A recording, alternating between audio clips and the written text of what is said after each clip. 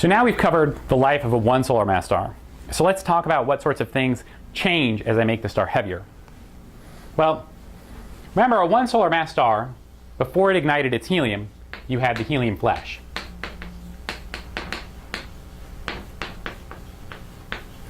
Heavier stars don't have a helium flash.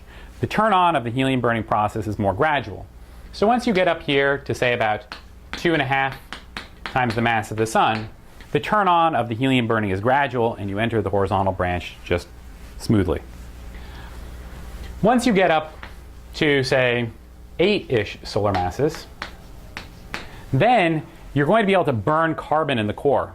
You can burn it into oxygen, oxygen to neon-ish. So instead of ending up with a carbon white dwarf, you can end up with an oxygen neon white dwarf.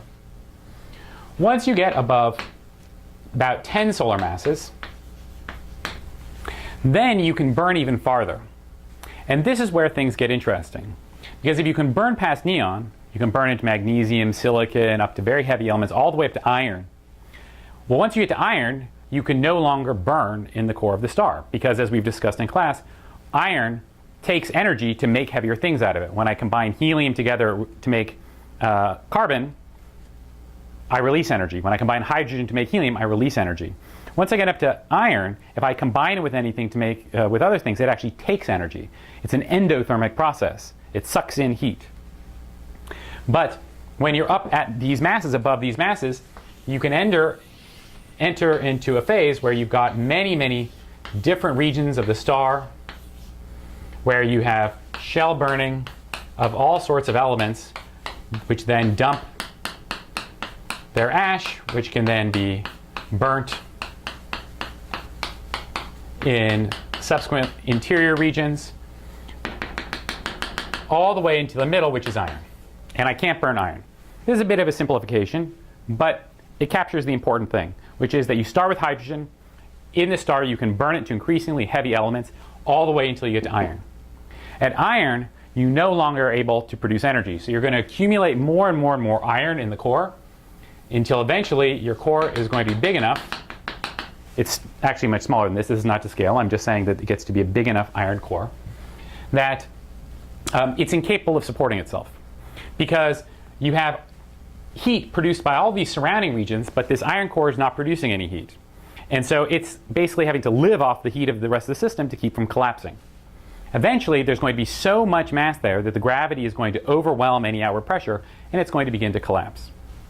When this iron collapses, what's going to happen is first the iron is going to begin breaking apart into smaller elements. But remember, when we made the iron, it released energy. So when we break the iron apart, it's going to absorb energy. So as this iron gets broken into constituent protons, neutrons, electrons, it's actually going to cool off the system. So whatever heat that was there that was keeping you from collapsing is being removed by this dissociative process. Then you're going to condense down until you get to a density where you think electron degeneracy pressure would stop you from collapsing. So you'd say, I cannot get any more dense than that because the electron degeneracy pressure will prohibit it. But the star has a trick up its sleeve. It's going to combine the electrons with the protons to make neutrons plus neutrinos. Those neutrinos will fly out and escape the sun, and this process of converting electrons and protons into neutrons we refer to as the neutronization of the core. And as we described in class, these neutrinos have been observed, so we really know, in supernova 1987A, so we really know that this neutronization process occurs. So this star is going to come in, and it's going to eventually get up to neutron degeneracy pressure, at which point it cannot collapse any further. At this point, there can be a shock wave that proceeds out. It's not clear whether this is what's actually seeding the explosion of the supernova or some other dynamics, but you do reach neutron degeneracy pressure, and so you should have a neutron core, a dense neutron core, and the energy that occurs, that propagates outward from the explosion of the supernova will destroy the star and leave behind just the residual neutron star. So you can look and see in the cores of these supernova, the supernova remnants, these neutron stars which are sitting there. If it's too massive of a star and it tries to make too massive of a neutron star, then instead of getting a neutron star, you'll get a black hole in the middle left over. So you'll have a black hole remnant instead of a neutron star remnant. You expect that should happen somewhere up here at around 30 solar masses, 25 to 30 solar masses, somewhere around there. That instead of making a neutron star, you make a black hole at the end. So altogether, that sort of summarizes the different possibilities for different mass stars. We went through what happened with the 1 solar mass star. Above 2.5, the biggest change is that the turn-on of helium burning is gradual. Once you get around 8 to 10, in that range, you can burn carbon into oxygen, or oxygen into neon, but you still stop in that range.